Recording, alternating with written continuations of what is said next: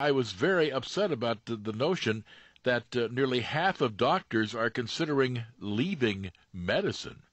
And we'll talk about the why of that with our guest, Seth Denson. He is the president and co-founder of GDP Advisors, which is, what kind of group is GDP Advisors, Mr. Denson? Jim, good to be back with you. Yes, We're sir. a healthcare market analyst firm, and we represent employers who provide healthcare to their employees. All right. Very good. Now then, with that in mind, that half of doctors are considering leaving medicine, I find that remarkable because, I mean, of all the time and the money that goes into this, I mean, this is a major commitment of your life. What would make doctors in such large numbers consider leaving medicine?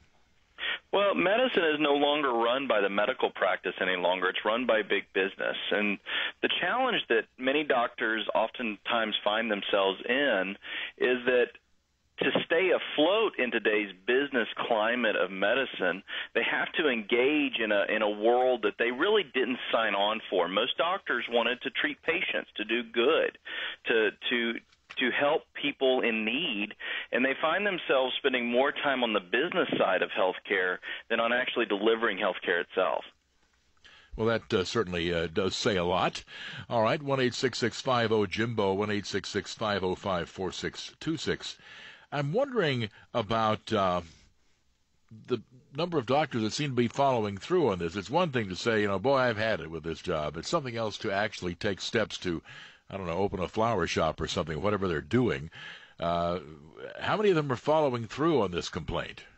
Well, what we're not seeing a mass exodus of doctors. What we are seeing, though, and this is a concerning statistic, is that the growth rate of primary care physicians in the United States is not increasing at the rate of our population growth. And what I mean by that is, there are specialists, there are internists, there are primary care doctors, and what we're finding is more and more people going into medicine are doing so through a more specialized aspect of care rather than primary care. And they're doing that for a couple of key reasons, one of which is that it's very expensive to go to medical school, and on average, a primary care physician is on the low end of the compensated physicians in the workforce. And so with the massive amount of debt required to go into medical school and come out of medical school, we're seeing more and more doctors come out wanting to be more of a specialization practice, things like radiology or surgery or oncology. We're not seeing primary care doctors more in the field, and these are the people that are the gateway to our care. They're the people that we turn to help us navigate the healthcare system, and so that is a concerning trend. And so while we're not seeing numerous doctors leaving medicine, at least not right now, what we are seeing is fewer primary care doctors coming into the mix. Yeah. Now, I have heard this discussed. Maybe it's not being done, but I've heard suggestions made that to get more primary care physicians, and yes, admittedly they are paid less, that we offer them all kinds of breaks, that they will move to, let's say, lesser served areas, that we will forgive a certain percentage of their medical school debt, this sort of thing. Have we tried economic incentives in that regard, and if so, has that worked? I think that this is a trend that has begun, but it's really not being done enough that there's some reasonable results that can be gathered by it. It's not just the money, it's the quality of life as well. And then what I mean by that is I've got dear friends of mine who are primary care doctors, and they're working astronomical hours just to try to see their patients.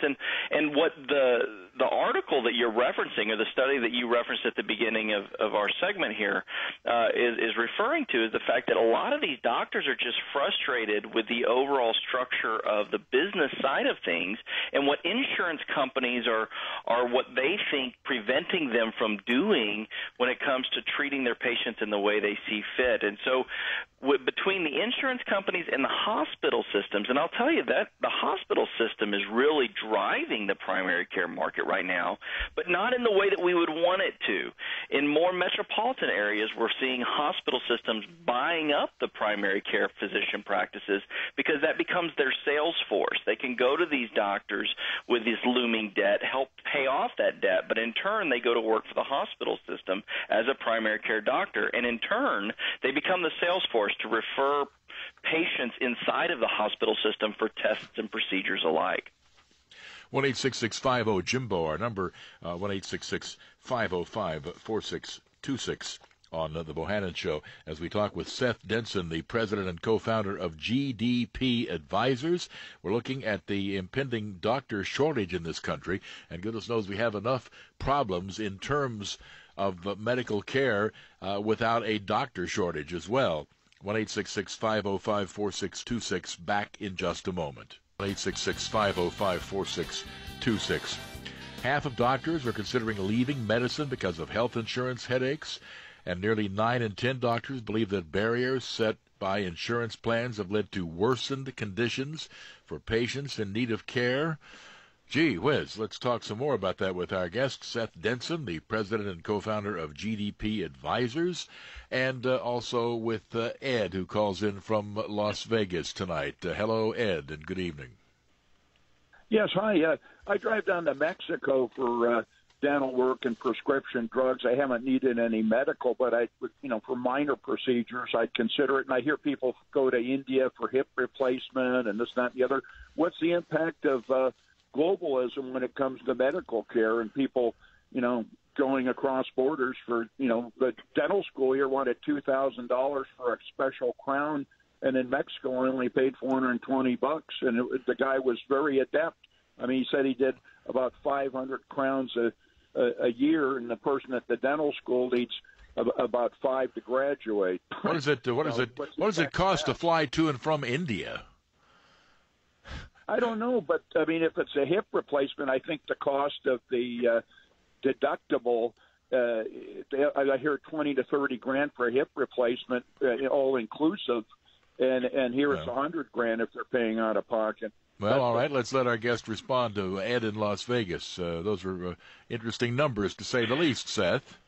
Well, Ed's on to something, and we're seeing more and more of this where people are taking matters into their own hands and going across borders to get care done. Matter of fact, Senator Rand Paul just went to Canada to get an eye procedure done just a few weeks back. So medical tourism is a thing. We are seeing it now adopted in the insurance market as well, not just on a whim of somebody wanting to go somewhere else. The challenge that people should always be aware of, and this is what we caution people all the time, is recognize that in certain parts of the world, the quality of care is not regulated in a way that it is in the United States, and you may be forfeiting certain protections. For example, if I go to Mexico to get a medical procedure done and I have complications as a result of that medical procedure once I'm back in the U.S., the insurance company here in the U.S. is no longer required to pay for any follow-up treatment because I went beyond the borders to seek care in the first place. And so this is a concern that most people aren't aware of, that if their care that they get, we'll say south of the border, and they come back into the U.S., you effectively null and voided, in many cases, your insurance policy's requirement to pay for any follow-up treatments you may need to receive. Okay, the ins and outs and reading the fine print. All right. To Jean in Moultrie, Georgia, next on the Bohannon Show. Good evening, Jean. Good evening. My comment is that we're seeing more and more PAs and nurse practitioners instead of the doctors in our rural areas. And not just rural areas, too. I've seen that in larger urban areas, too. Well, I was just curious if it seems like the insurance that we're paying is still the same amount for the nurse practitioner or the PA as it is for the medical doctor. It does sometimes seem as though that we're not getting our money's worth, Seth. Well, a lot of times when people are paying the high insurance premiums we want to see a doctor. We want to see somebody that did all those years of medical school. But I will tell you that I have been massively impressed in my dealings over the last 20 years with PAs, and we're seeing a growth in the PA population and nurse practitioner population. These are people who understand medicine very well. They're engaged at and sometimes even a higher level than a doctor is in patient care, and they're great folks, and they're doing great work. And so oftentimes, though, be aware that your insurance, while your copay may be the same behind the scenes, oftentimes what is being billed by the practitioner is much less, and that is reflected in insurance premium renewals. And so since insurance has just become the financier of healthcare, the lower cost that we seek care on the front end, the more we're doing positive things to keep our health insurance premiums down in the future. All right. In other words, we have an inflated view of what our insurance / out-of-pocket dollar it can really buy, apparently. That's exactly right. All right. Judy in Paducah, Kentucky, next up. Good evening. Good evening, gentlemen. Thank you for taking my call. Sure. I have been a nurse for 35 years in a small rural community and have seen so many changes in the doctors, the way that the system is run. It started with the typical country doctor that did everything, delivered half the babies in town, did surgery, did everything, to the point now where they're getting so specialized that it seems like the system is crushing these new doctors. They're just absolutely crushing them. And the paperwork, it used to be you went to the doctor's office. The doctor looked at you. He made eye contact with you. He talked to you. He examined you. Yeah. Now he sits and he examines his computer and kind of looks up at you out of the corner of his eye every now and then. Yeah. And another thing, I've had the same doctor for the last 20 years because I feel like I've raised him since he was a pup. That was his first IV physician. I've known him since he was a ER registration clerk. And I was his first IV stick. I volunteered. Anyway, now he is my personal doctor. And however, if I go to the hospital, I can't have him because now everybody has hospitalists. So when I am my sickest and the doctor that knows me the best, I'm no longer able to see. Before our guest responds to you, I want to ask a follow-up to that. In your background as a nurse, Judy, yes. We have expectations, of course, that doctors know all, see all, they have infinite wisdom, and then there are nurses who are way down, and they know more about wrapping a bandage than the rest of us. Now, that's obviously an exaggeration, but it's the view, I think, of more than a few people. In point of fact, sure. I think I think nurses get a lot of disrespect. You're absolutely right. But I will tell you this.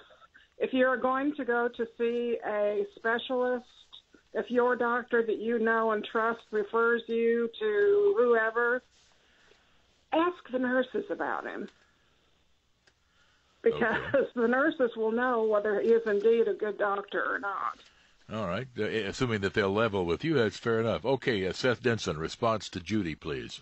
Well, listen, I think Judy's on the right track. And the other aspect of this, and this is why we're seeing a shortage, I think, of primary care physicians, is that medicine is becoming much more complex. It's difficult for doctors just to stay on top of all of the information that is out there, the various drugs that are available and treatment regimens and alternatives and options, not to mention the fact that if you're in network with, let's say, Blue Cross Blue Shield or United Healthcare, you now have to tend with 40 different sub-networks that are part of that as well. And so there's a lot going on in a doctor's world, and we see the same thing. It used to, when I would see my primary care physician, I'd get 40 minutes with them during my annual physical, and as of late, it seems like you get about 7, which has actually propelled me to change primary care physicians as of late, because I've now found a doctor that doesn't work for a hospital system, because in that scenario, they have to see so many patients to hit their, we'll call them quotas, that they just can't spend the time they need to with patients any longer. Yeah. All right. To what extent are the insurance companies creating the problem? Well, insurance companies started creating the problem, half a century ago when they started introducing PPO networks. When the insurance company introduced PPO networks and we started driving people through steerage to doctors, the insurance company started making commitments that it just couldn't ultimately follow through on. And when the insurance market consolidated, and now you only have 1, 2, maybe 3 insurance carriers in any given region, PPO network steerage doesn't work as a negotiating tactic anymore. And so the insurance companies have created this problem and now are having to deal with the ultimate results, which is why they're getting more and more involved in, we'll call it restraining a doctor's ability to really treat a patient in the way that they want to, and putting a lot of red tape in its way to getting that care provided. Mm-hmm. Are we talking about a situation in which you could take the existing players and make this better, or are we stuck with what we have, given who's dispensing health care and who's paying for health care? Well, I'm the eternal optimist, Jim, and I'm hoping that we can turn the tide here, but it's not going to be without some change. We can't expect the system to stay the same and change at the same time. It doesn't work that way. And what we need to do is actually, I was a history major in college, and history does tend to repeat itself. Let's go back. Let's go back to the way things were before we got into this network world where everything was a network-based system via an insurance company, and get back to more indemnity-style structures. My auto insurance doesn't depict which mechanic I go to, and so why does my health insurance depict which doctor I can go to? We need to get back to where insurance is insurance and not a steerage mechanism any longer, and that's really what it was back in the turn of the 20th century. Yeah. Let's start a call with Aaron in Longview, Texas. We may have to finish it past the break. Go ahead, Aaron. Hey, Jimbo. Thank you for taking my call. Sure. I wanted to ask your guest 2 questions, really. First, has he ever dealt with non-compete agreements among doctors? And second, has he ever seen hospitals or doctor's offices that charge you both a copay to see the doctor and a copay to use the facility that you saw the doctor in? To expand a little bit, I had a long-standing appointment I was waiting for to see a neurologist in my town that I ended up in the hospital for a week, and a different neurologist came into the hospital room, and they claimed me as their patient. And so when I tried to have my appointment that was long-standing, I was told, well, I'm sorry, you can't see that doctor. No, we're going to have to pause at that point. Stay on the line. We'll come back, and we'll get an answer from our guest in a moment. Welcome back to the Jim Bohannon Show at 1-866-50-JIMBO. Seth Denson is president and co-founder of GDP Advisors, online at their name, gdpadvisors.com. And we're looking at a pending doctor shortage in this country and the impact of insurance in many cases on the medical care that we do get.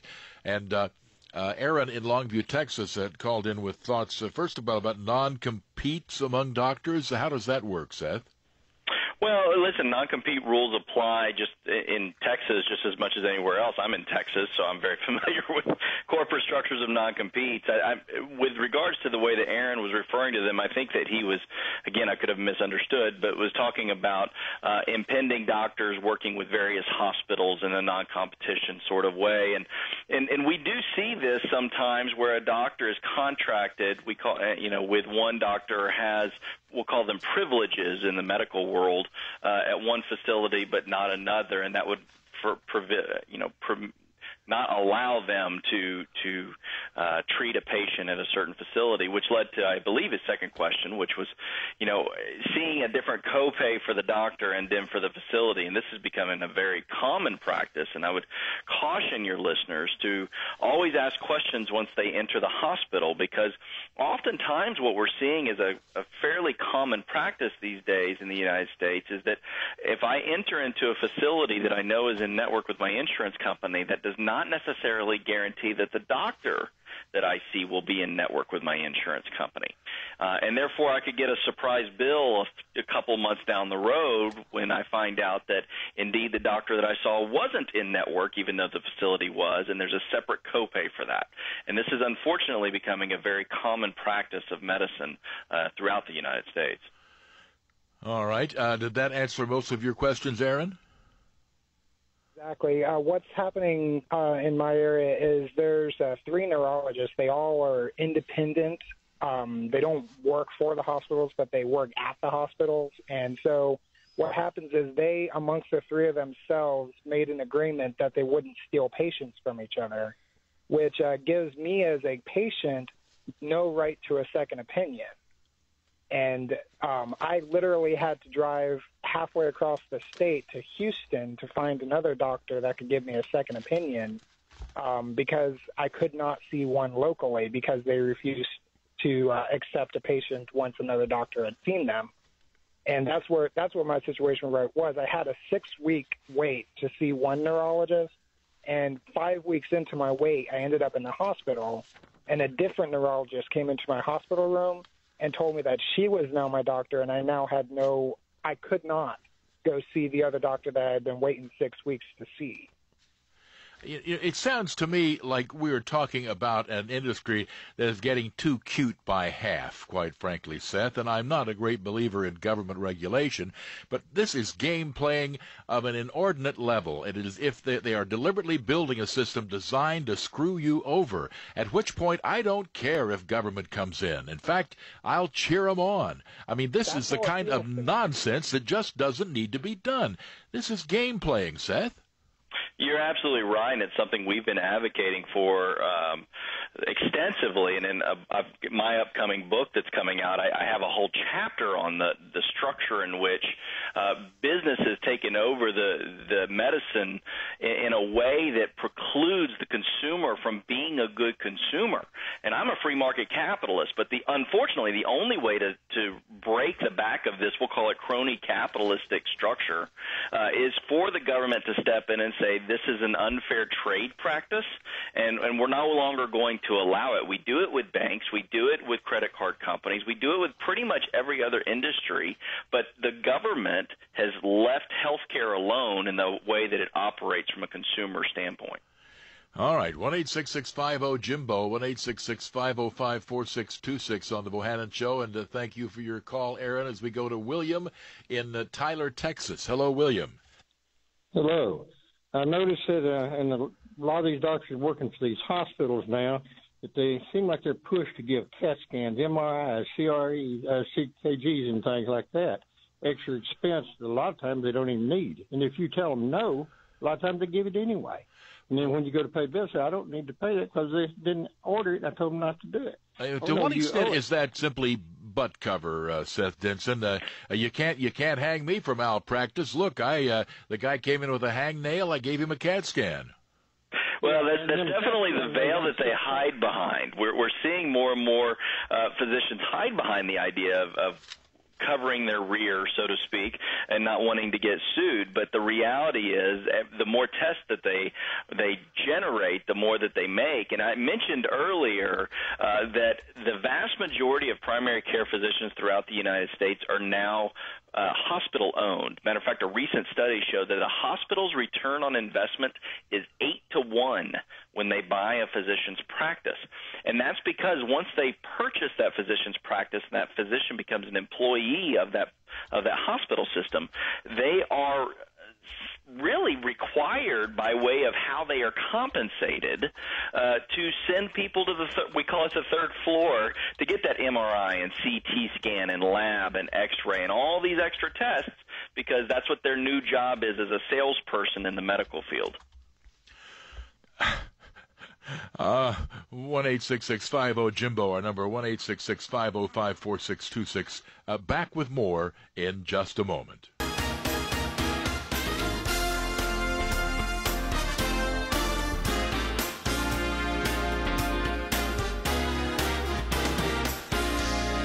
Welcome back to the Jim Bohannon Show, 1-866-50-JIMBO, 1-866-505-4626.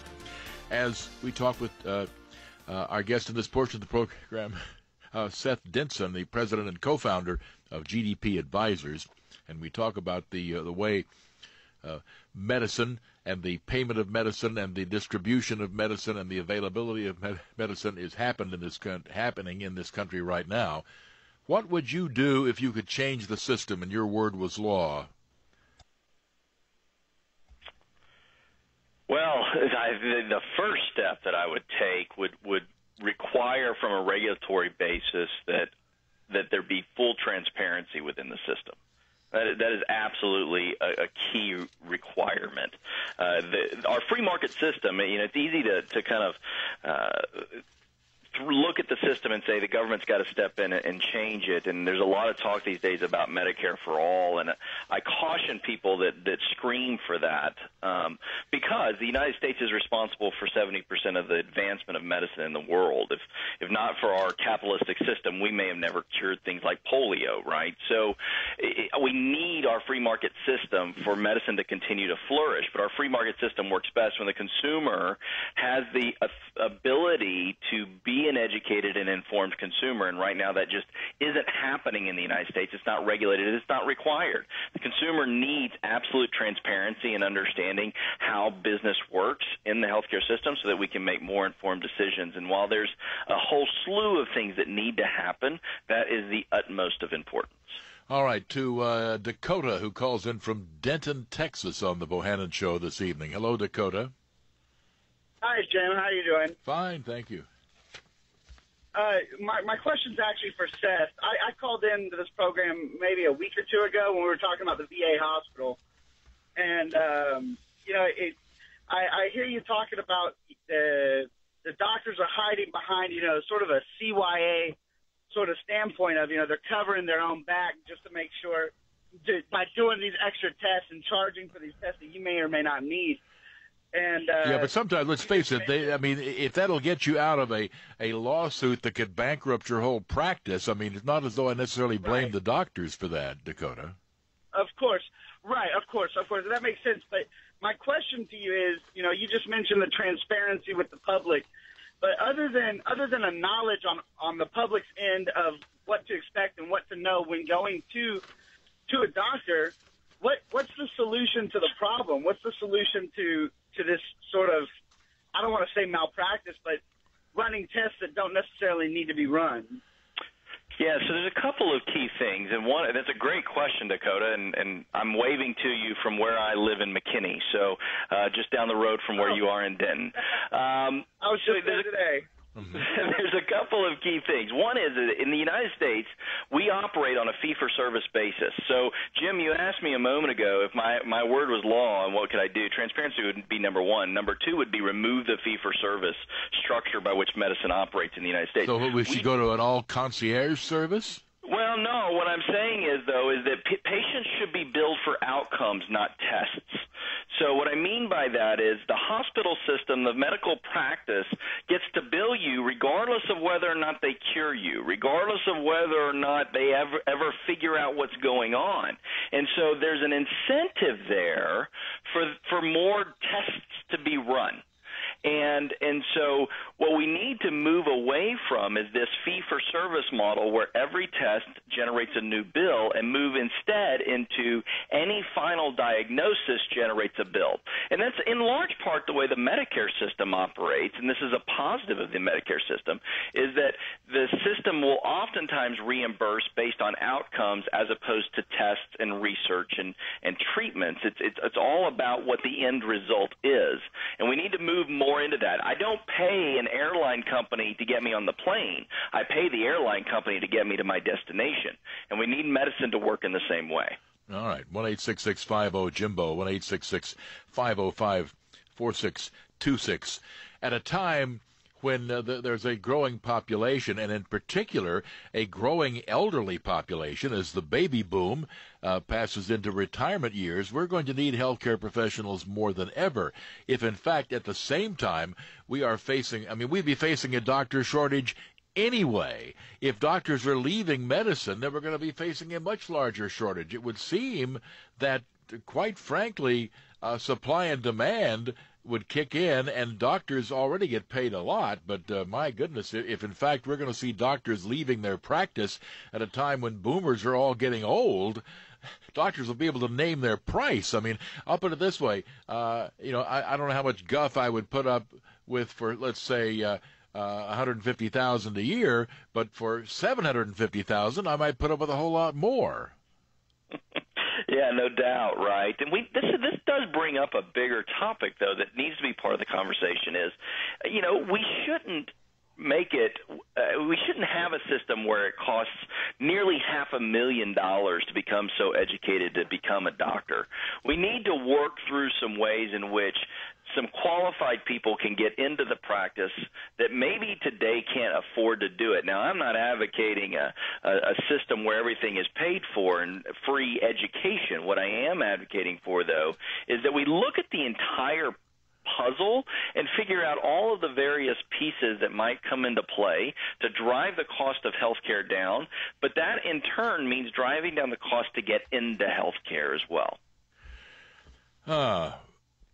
How do you do that? I mean, I know that healthcare inflation is much higher than average, and I know that educational inflation is much higher than average, short of just absolute price fixing and just laws that say you can charge only X amount to go to medical school, and then maybe some kind of subsidies to provide medical school with what they need to get the appropriate instructors and the like and the appropriate equipment.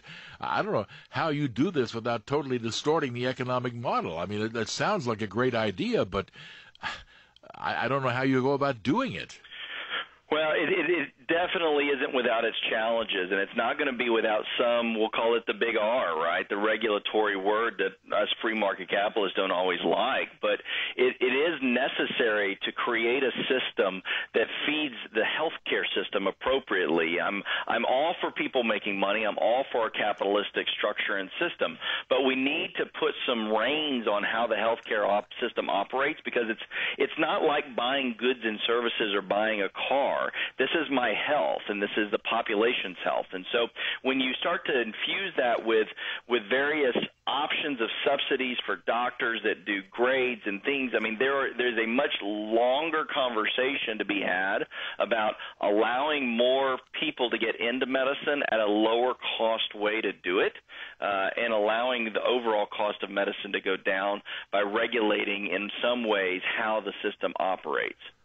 Fair enough. More to come. 1-866-50-JIMBO. Back in a moment.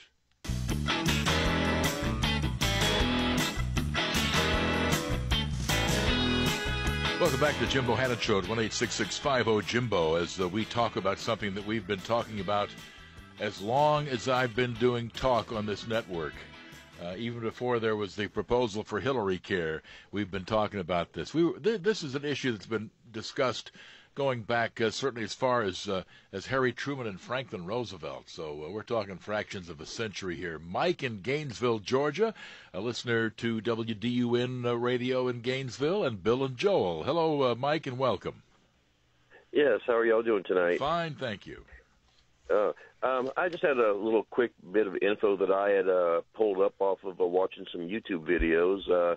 They were bringing some news broadcasts that they had seen that most people don't see on the regular news. And they was talking about on getting doctors able to get their education a bit cheaper and help the healthcare system, where they was going to reduce the schooling from 4 years to 3 years for the doctors. And at the finish of the schooling, the doctor would be required to serve, say, a 4-year period or amount of years, say, in a smaller town or out in the country or something, until they, I guess, earned their, awards. And it sounded like a good idea to me. It's a step in the right direction anyway. Yeah, there have been similar proposals that I've heard. Yeah, let's let our guest comment about that. Again, we mentioned that a little earlier, but it certainly would seem like a great idea. We'll forgive part of your debt. Now go work in a town where doctors don't want to go. Yeah, absolutely. I mean, listen, these types of programs make perfect sense. The question is forgiving the debt. Somebody still has to pay the debt, right?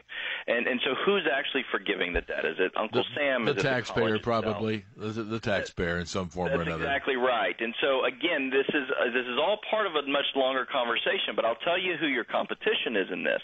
It's the hospital system who's saying, hey, we'll forgive your debt because we'll pay your debt so long as you come to work for us. And that's not the answer. That's not what we want to see happen. And so we really want that independent primary care doctor to continue to thrive and flourish.